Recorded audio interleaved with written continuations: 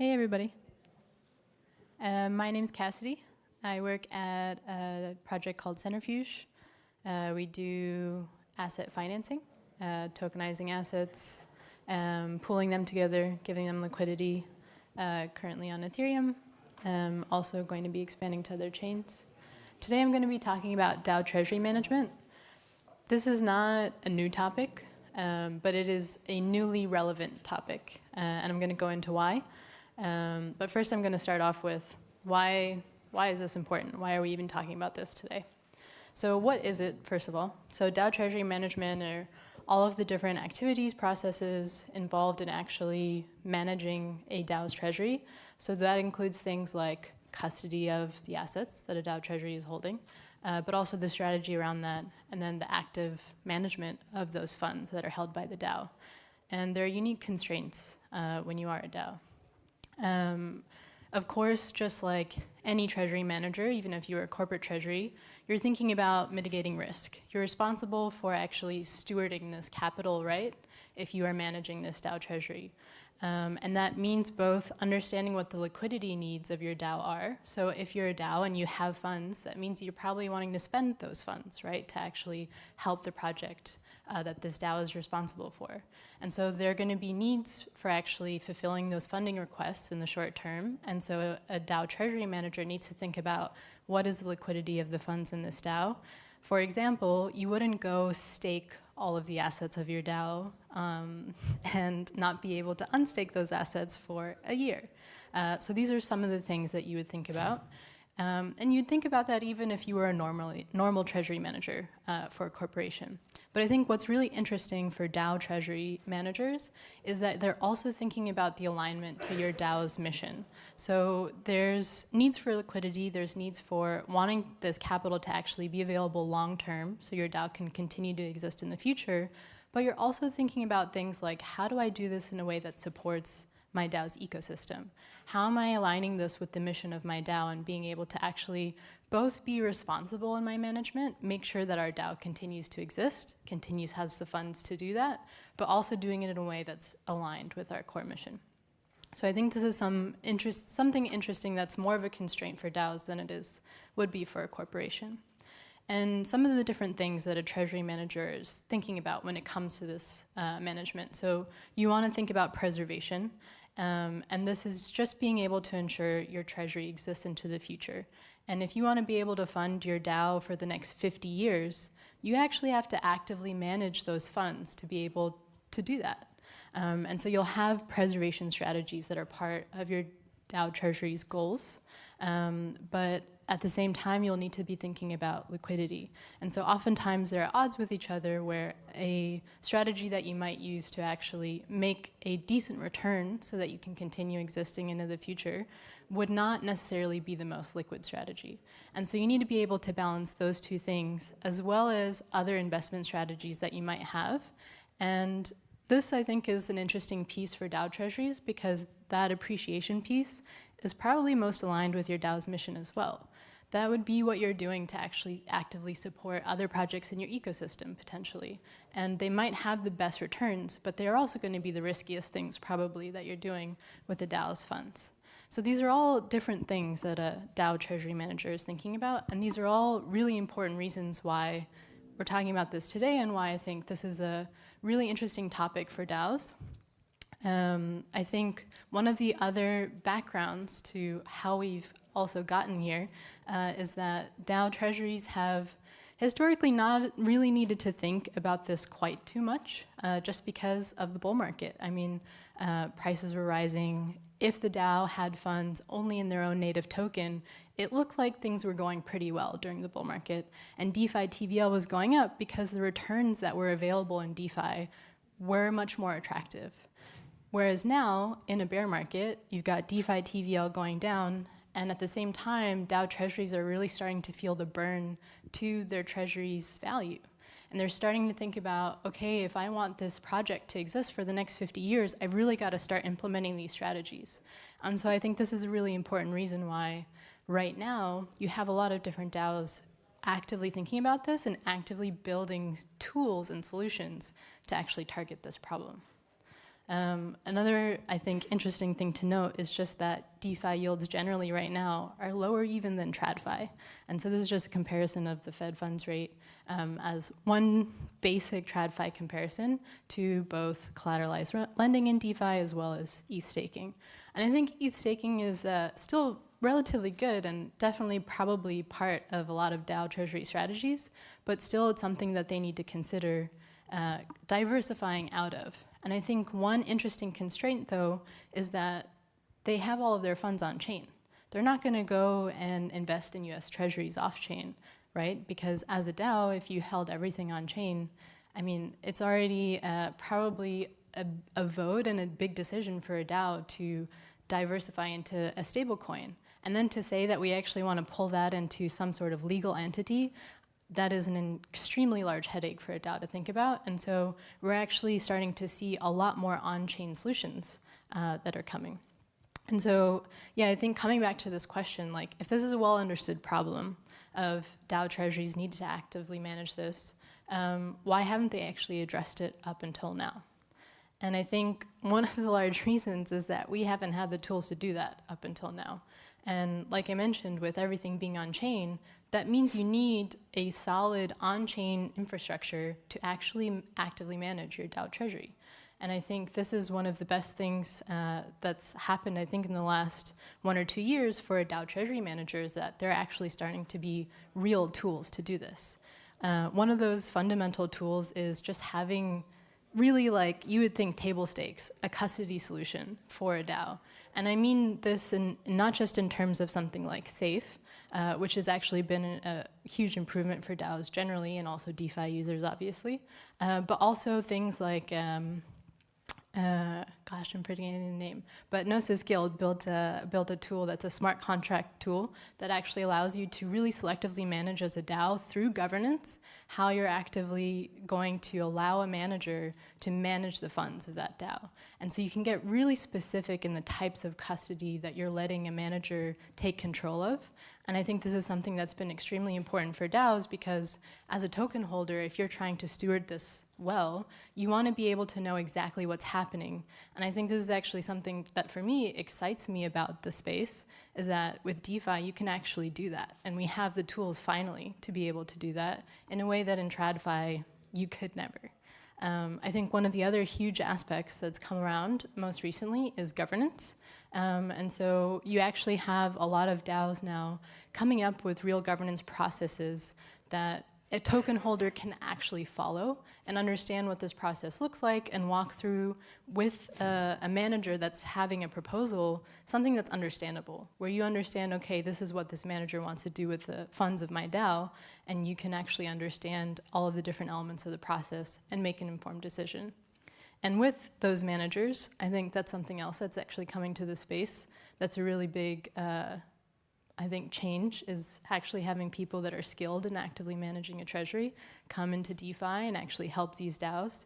And I think there's a lot more of a conversation happening now between people that have experience in TradFi, but you also just don't want to bring someone from TradFi to manage a DAO treasury. They actually have to really fully understand, again, that mission of the DAO and understand how what you're doing is balancing what this DAO's mission is. And I think both of those things are fundamentally important. And we're starting to see more managers come into the space that I think fulfill both of those needs. And then also, real-world assets are one example here, but just assets in general coming on chain that are diversifying away from just holding other crypto tokens. And so you actually can have many different types of strategies now that you can deploy as a DAO treasury, whereas before all you had access to was ETH staking. And now you actually can not just hold stables, but you can actually diversify into many different types of assets. You can start investing in real estate on chain as a DAO treasury. Not necessarily that that would be part of your strategy, but it's now possible. And I think these are some of the important building blocks that we have now that I think makes this conversation relevant now more than ever. And then finally, part of that, I think, is my little note here to Centrifuge, and our product there, I think, is building on top of all these tools, and it's why I'm personally most excited about this right now. So these are just some of the different players that I would say are building the stack of tools for DAO treasury management. So you've got Safe again for the custody. Karpatki is an example of one of those asset managers that's actively working with DAOs, working with them on developing a governance process that makes sense for them. Steakhouse Financial is an example of a team that's actually doing financial reporting for DAOs so that you can actually have not just the transparency on chain, but in a digestible way that actually makes sense for token holders to understand what's going on with that treasury. And then, of course, you've got teams like Maker with DAI and being able to actually hold stables in a way that you can participate in this entire system. So I think all of these things coming together is what has changed. It's new, and I think it makes this area really exciting for us going forward, where we can actually be much better stewards of capital for the DAOs that we all work in. And then this is just an example of how all those different products come together. So you've got, the portfolio allocation, like using all of those tools to actually manage those assets. You've got teams like Steakhouse Financial doing the financial reporting. You've got new teams coming in doing credit analysis as well. And then around all of this, one of the other large things that's changed is being able to have a legal wrapper around a portion of this that allows the DAO to actually do this in a way where they're not taking risk and they're not making their token holders take any risk in this process. And so I think there's been so much change and progress in all of these different areas that we're all building on top of, that in the end allows you to actually actively manage your DAO treasury in a very responsible way and hopefully fulfill the mission of your DAO. These are just a couple of examples of some of the governance proposals that we've seen recently. So one of these is Karpatki proposing to the Gnosis DAO to actually be able to actively manage a portion of that treasury. And I think this is a really interesting example to take a look at of just the process that they've gone through and understanding like what needs to actually be transparent for all of the token holders in a DAO, and how Karpatki is proposing to work with Gnosis is actually, I think, going to set the stage for any other active manager that's going to come into DAO treasury management. Again, using those tools like this, selective permissions that you're able to give as a token holder. And you can make it very specific what Karpatki actually has control of in the Gnosis DAO treasury, instead of just saying, okay, we give these funds to another entity. Actually, it's completely non-custodial what Karpatki does. And I think that's what makes this really different to what happens in TradFi. And then on the other side here, you've got Steakhouse Financial doing financial reporting for ENS. Also another really interesting example. And so, yeah, I think all of these things together basically bring us to a place today where we can have both efficient but also transparent and on-chain management of DAO treasuries. And I think this finally enables DAOs to actually meet their needs and be responsible stewards of capital for their DAOs. And yeah, that's all I have today. I don't know if we have time, maybe one or two questions.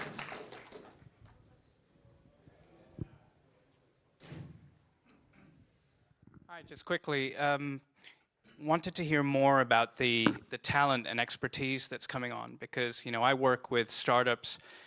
Treasury management is a common problem for every tokenized startup here. So, and it seems to me that there's a real dearth of capacity to manage all of these issues. Would you be able to say more about how much interest? Are you just seeing a lot of interest because you're a high-profile project? What can we expect for the evolution of talent coming on board to help us out? I think I would say the bull market did a good job of bringing in a lot of TradFi people into the space. And I think the ones that stuck around in the bear market are the ones that I'm seeing like we're bought in, right? Like the bull market brings people here, and the bear market is where you filter out those of us who are actually still actively interested in making this better. And I think what changed is that, there was this huge, boom in all of the projects and all of the value coming on chain. And in that, there was all of these new tools that have been built. And I think it's making it really clear for skilled people in the space to understand that this is actually making everything better. Like it is improving 100x or more on how all of this works in TradFi. It's much more transparent, it's much more efficient, and you're not getting things lost in an Excel sheet somewhere. It's all on chain, and you have the tools to be able to manage it now. So I think Yeah, I mean, we could talk a little bit more about some of that, but I think that's something that I've seen that's really interesting. Thank you so much. I just have one more question.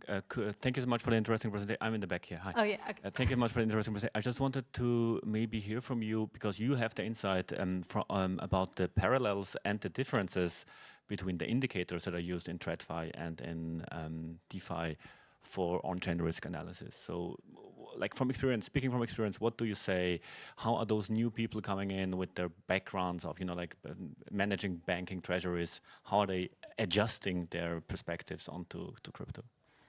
I wouldn't necessarily say that the risk assessment itself is changing. And I think that's actually where we're catching up with the on-chain options that we have, is that we're still trying to mirror even just what we're able to do in TradFi in terms of like what are we tracking on chain.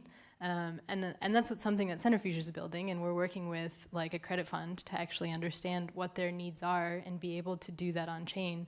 What I think is the most interesting for them is that it is fully tracked, it is fully transparent. They don't have to keep track of it in anything else, right? It's all there on chain. They don't have to give access to it to another entity. They can just manage access control, and then that entity has access to everything, right? And so there's a lot of ways that it's reducing the amount of like basically back office overhead in terms of risk assessment, which hopefully leaves a lot more time for the actual assessment of the risk, rather than needing to hire like a 20-person back office just to manage the overhead. And I think that's one of probably the biggest gains that we're gonna see in the short term, is being able to make that change. And I think that will open up new doors in terms of what we're able to see in the future. Okay, thanks everybody.